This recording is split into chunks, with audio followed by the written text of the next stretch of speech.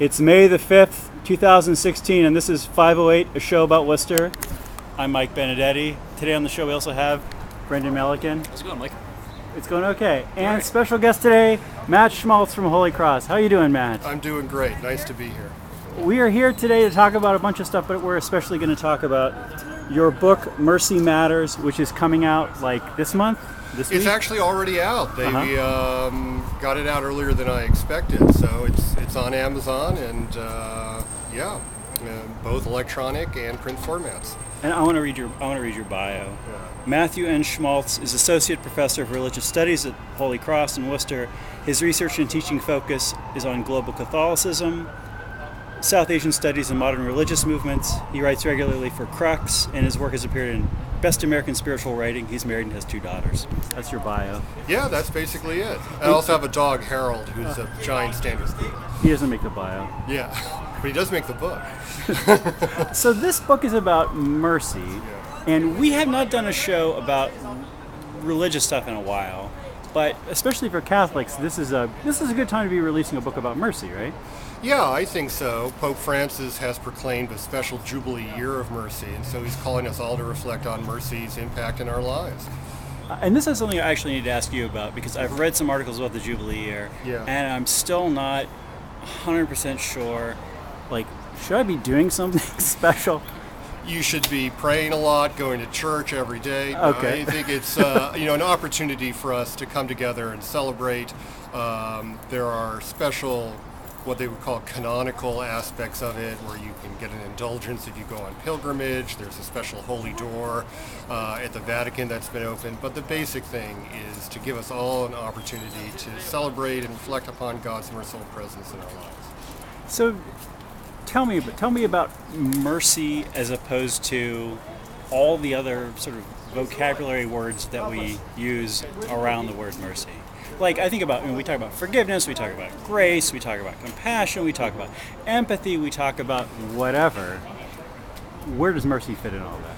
Well, I would say mercy is an experience of love that we feel is either surprising or unmerited.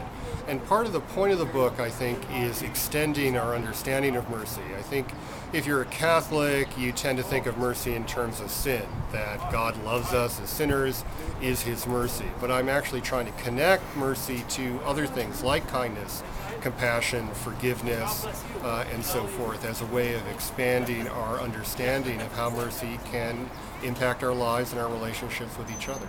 And you sort of divide the book. You talk about mercy from God, you talk about the mercy we give each other, you talk about the mercy we give to ourselves. I feel like that last one especially seems like such a modern, maybe a modern way of looking at mercy. Yeah, it is. When I talk about mercy for myself in a chapter, I talk about how I initially think it's a terrible idea, crazy idea. We should all have standards. It seems self-indulgent. It seems narcissistic and so forth. Right. But in working through notions of mercy for oneself, I realized that mercy to oneself also relies upon our connection with other people. And so it's not about being kind or loving to ourselves in isolation, but being kind and loving to ourselves in relationship with others. Yeah, there's something actually I wanted to read from the book. This is the quote that really jumped out at me. We always talk about Catholics, the Catholics and the Jews as being especially guilty people, right? Right. And maybe just because I grew up in very non-Catholic areas, maybe just not knowing enough Catholics to teach me to be guilty.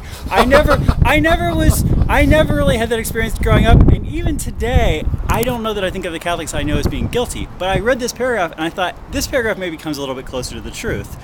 You say, "We Catholics carry a lot of baggage, suitcases and backpacks stuffed with souvenirs of hurt, satchels and briefcases filled with spreadsheets tallying offenses, purses and wallets crammed with emotional IOUs and invoices for promises made but never kept. And when Catholics consider going to confession or to church, they often have to figure out what to do with that baggage. Not being able to carry that baggage or to leave it behind is one reason why people stay home."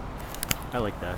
Yeah, I mean, it was actually a paragraph that came out really, really quickly, and it really refers to, I think, the ambivalent attitudes that a lot of Catholics have about their experience as Catholics. Catholicism is a wonderful, beautiful religion that really teaches us about love and mercy, but a lot of our experiences as Catholics aren't really very merciful or very loving, and trying to work through that is something that's really, really important, and also very, very difficult. And I think being honest about that is crucial. I'm Catholic, I love my faith, but I've also been hurt by my faith, and part of writing this book is working through some of those issues. How have you been hurt by your faith? Well, I do think that Catholicism can be rigid, it can be unwelcoming, and a lot of times Catholics, myself included, don't actually practice very well what we preach.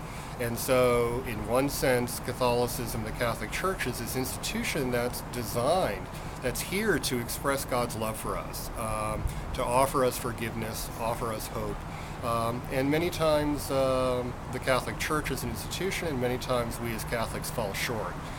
And trying to balance all that out sometimes can get real hard. And we all have baggage, and I wanted to mention that explicitly. Brendan Milliken, counterpoint. None. No, I'm just listening. Keep going. Yeah, keep going. I'm listening. You know what? Okay. If I did have one thing that I'd love to ask, though, is your experience, both as a Catholic, as a author, researcher, but also as a professor. Like, what kind of relationship do you find with the administration up at Holy Cross in terms of your own personal view?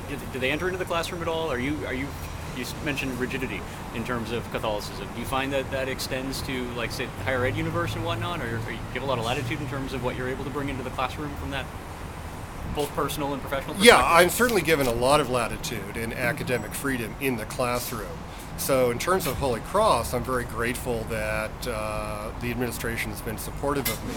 However, I think the whole context of Catholic higher education can be really contentious, and so it's not just about, say, Holy Cross. Holy Cross exists within a Catholic universe that's really, really contentious. And so even though, the administration, my students, my colleagues would be very supportive of me, if I publish on a controversial topic, my inbox will be filled with emails that are critical, saying that I'm going to hell and so forth.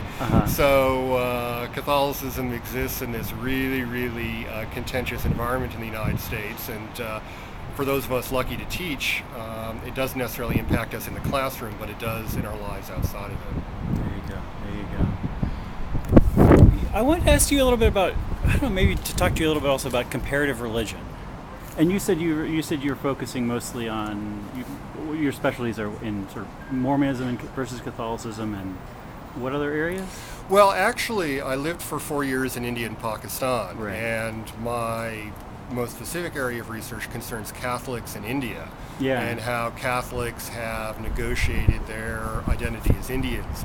I recently expanded to include Mormonism. I have a lot of Mormon friends, and I'm very involved in Mormon Catholic dialogue. I just went to BYU about 6 weeks ago to talk about those kinds of issues. So I'm really interested in how people from different, seemingly radically different religious backgrounds can get together and learn something from one another and become friends beyond simply discussing issues in intellectual isolation. I have to say, I've definitely had that experience. I think that the thing that most helped me understand the Catholic sacraments was a conference on Catholic Mennonite dialogue, and reading their documents and hearing the Mennonites describing themselves in contrast to the Catholics made me say, aha. Because it's so easy, in so many things, it's easy to be like, well, of course you have mustard on a hot dog or whatever, what else would you have? And then at some point, somebody's like, well, you could put ketchup on there. And you and your mustard-eating community may have never considered that. And once you realize that, you're like, oh, well, how ridiculous that I never thought about that. But yeah, we bring we in our communities bring so many so many specifics sometimes to issues that we don't sometimes can't see a broader picture. Right, and I think friends of ours, people we know from other religious traditions, can point out aspects of our own faith that, as you say, we've kind of accepted without really thinking or haven't really noticed, but are actually rich and full of meaning. So one of the things I try to do in the classroom is to talk a little bit about how Catholicism is perceived by outsiders as a way of charting out what makes it distinctive to be a Catholic vis-a-vis other religious traditions. One thing I want to talk about is something that happened in Worcester this weekend. Do you know about the Mandaeans? I don't know very much, no. You know about the Mandaeans. Mostly from our conversations here on the show. Yeah, right. In the past, we've had a few conversations about the population here in Worcester, and then I think you and I both went on our own sort of Oh, forum. right. There's a fire truck coming right there. Coming here? Right Neither there. of us are on fire. Let's give them a second.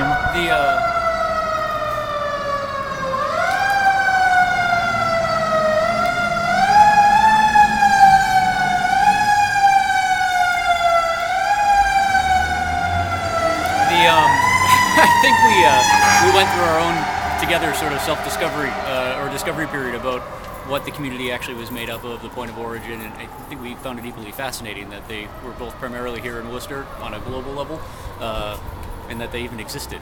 But Yeah, so just for those people who don't know, for you to keep you in suspense, and I don't want to lecture too much about them as though I'm some sort of expert, the Mandaeans are a religious and ethnic group that come out of the Middle East.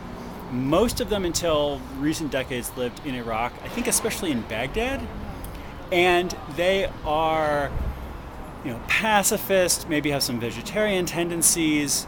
They have some overlap with the Jewish and Christian traditions, but some non-overlap. They're not into Moses, they're not into Abraham, they're not into Jesus. They really trace themselves spiritually as well as I think culturally back to John the Baptist. There's a certain amount of like Zoroastrian, what I would think of Zoroastrianism mixed in there, but they are just a very different thing. And they have been persecuted for a long time, and I think to the extent they haven't been persecuted, have done well, have been known as being professors and educated people. But then, especially in recent years, have just been bombed, and just their life has been such hell. Almost all of them have left. Maybe the biggest chunk has gone to Iran.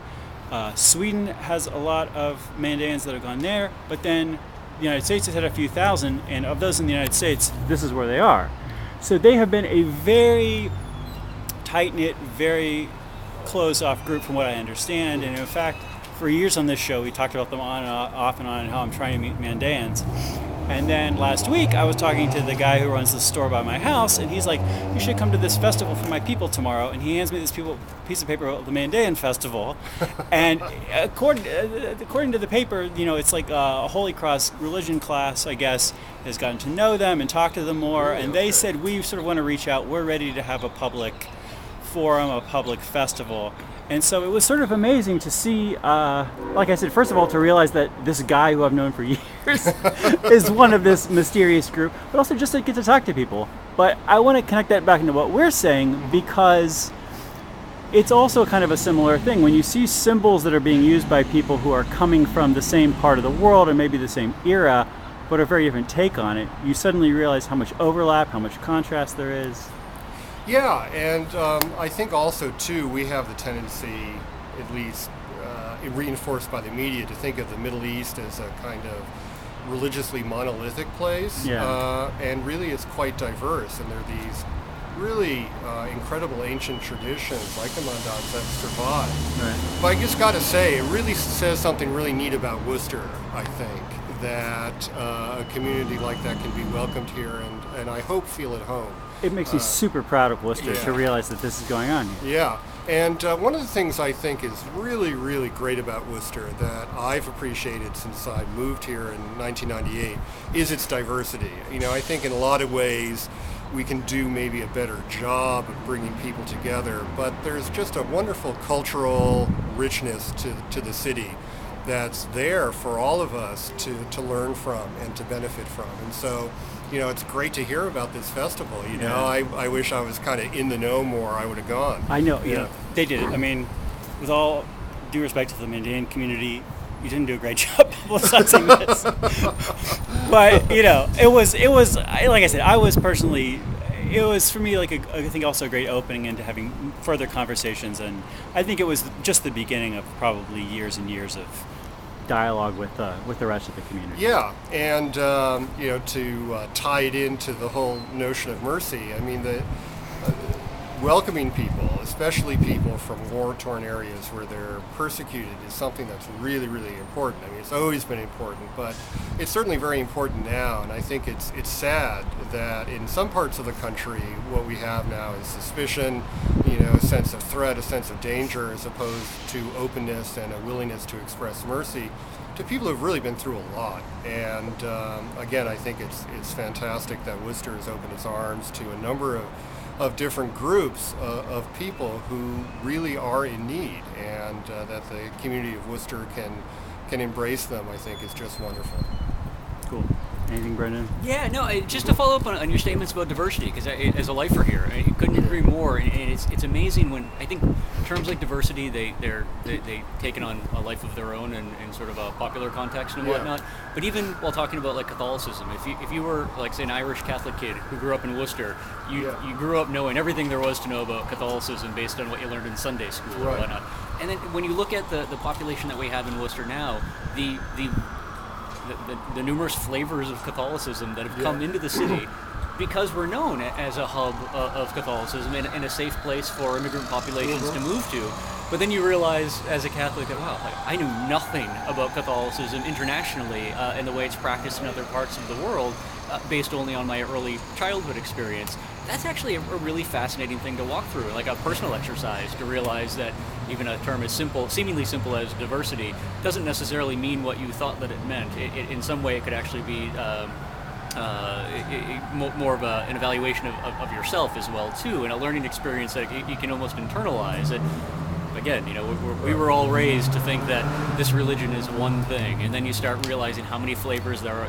Looking through your bio, and you were just talking here, a lot of people probably don't realize that there are flavors of Catholic mysticism that are alive and well throughout the world, that are practiced throughout the world, and a lot of those populations are starting to move here for any number of reasons. And they're the very groups that are revitalizing parishes that had empty pews for years, and now suddenly the whole tone of those masses are changing. It's a beautiful thing to see, and I think it does speak volumes to Worcester as a far more welcoming city than we oftentimes give ourselves credit for, and we really do reap the benefits of that generation after generation as our sort of fabric builds upon itself. Yeah, I totally agree.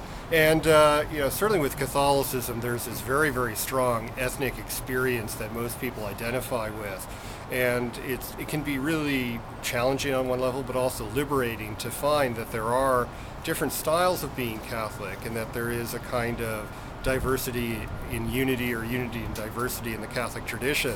That's what my research is about, and in some ways too that's what my faith life is about. Sometimes I don't feel as though I fit that well into conventional American categories of what it means to be Catholic, but go to India and so forth, at least the very fact that being Catholic means that you're different means that people who are Catholic share a lot more than they perhaps ordinarily would. There you go. Yeah, it's great. I've always felt like I fit in very well into Catholic situations, and maybe it is from, I mostly grew up Catholic in Oklahoma, in an area where there's a lot of Pentecostals, a lot of Southern Baptists, almost no Catholics. Whereabouts in Oklahoma? Muskogee, Oklahoma. Muskogee, okay. So yeah. I spent time in Idabel and Curtin County. Okay, there you go. But and so it's maybe just this sense of like being a Catholic was kind of a weird thing. It wasn't until as you get older and older, suddenly you realize like, oh, wait a second, this is kind of like a weird thing that we're doing here.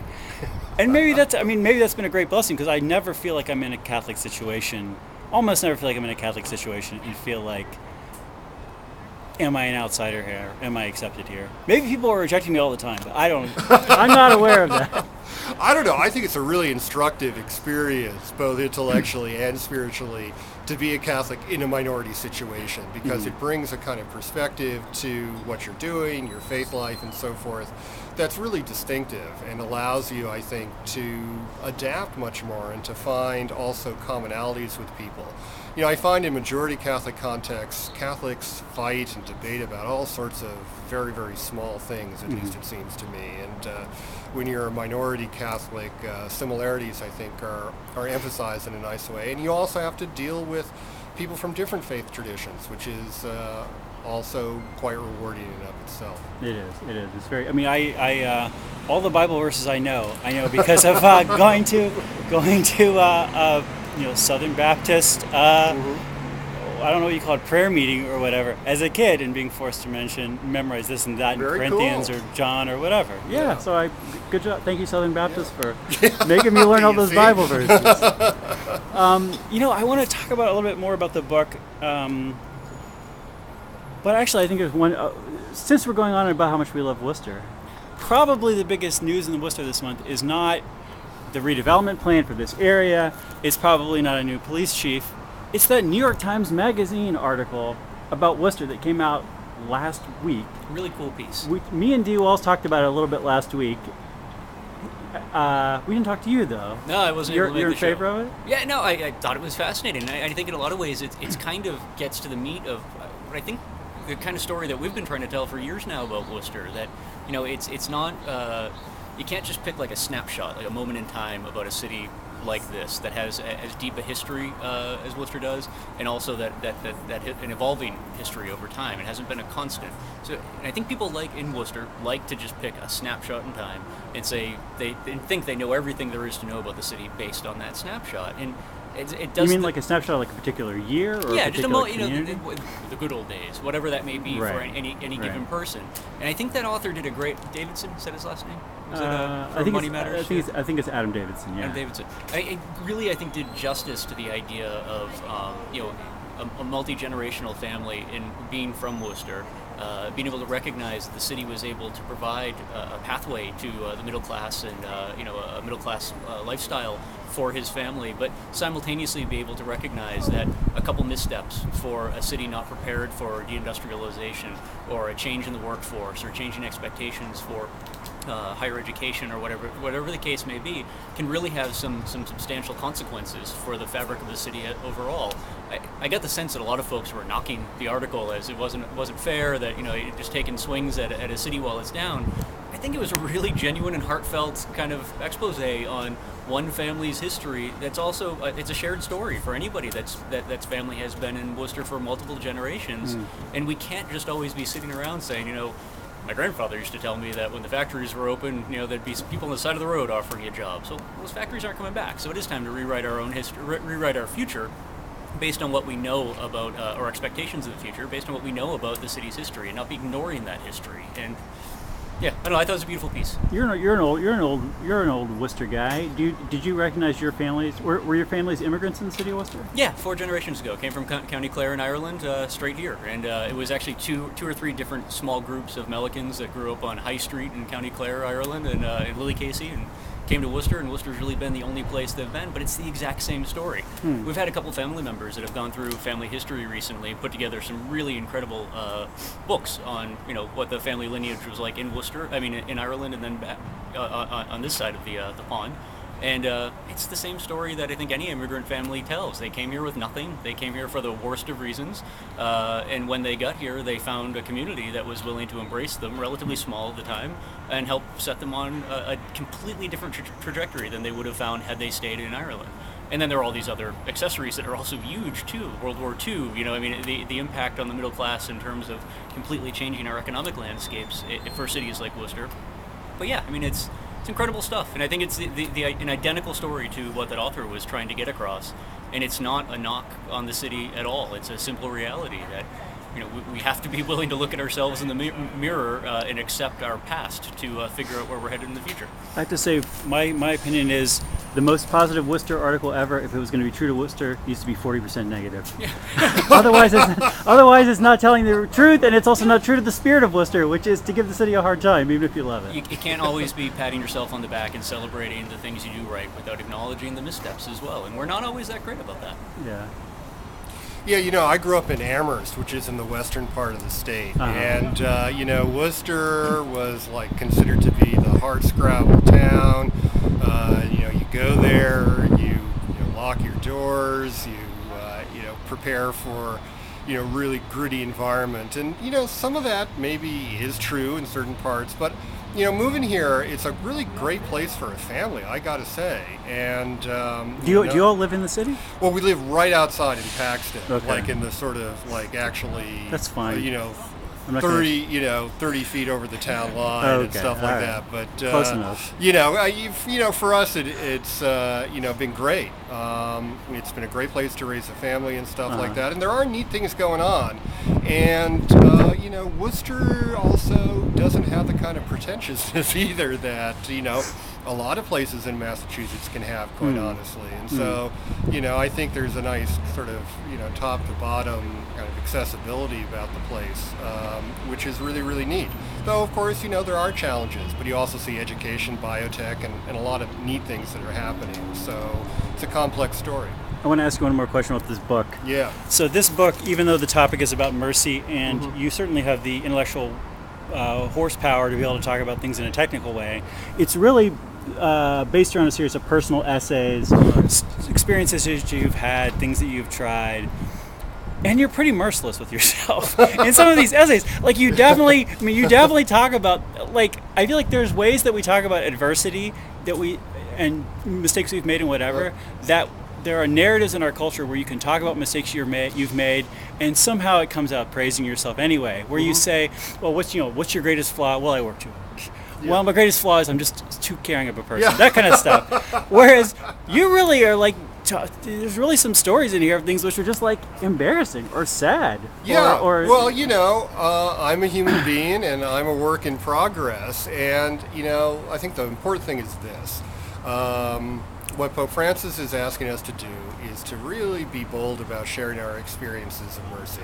And in order to do that, we have to be honest with ourselves and honest with other people. And so what I hope to do is by, being honest, as I see it, about my own shortcomings and how those in some ways have been redeemed and embraced by people, then maybe other people will be empowered to share similar kinds of stories. And, I don't really see it as being merciless to myself. I see it as being honest. I am kind of tough on myself, but, that's part of being Catholic too. And, it has to hurt a little bit to be legit. But the thing is, I think too, I pick up memoirs and read them all the time, and as you say, there are these kind of, clever ways in which people are sort of feign humility and honesty and so forth, and really in the end it's designed to praise themselves, particularly over and against other people, and I wanted to avoid doing that. I wanted to be honest and have people open the book and say, well, gee, this is a guy who really struggled with some stuff, but he's able to talk about it. Well, thanks for writing. Thanks for being on the show. Brendan, any final words for today?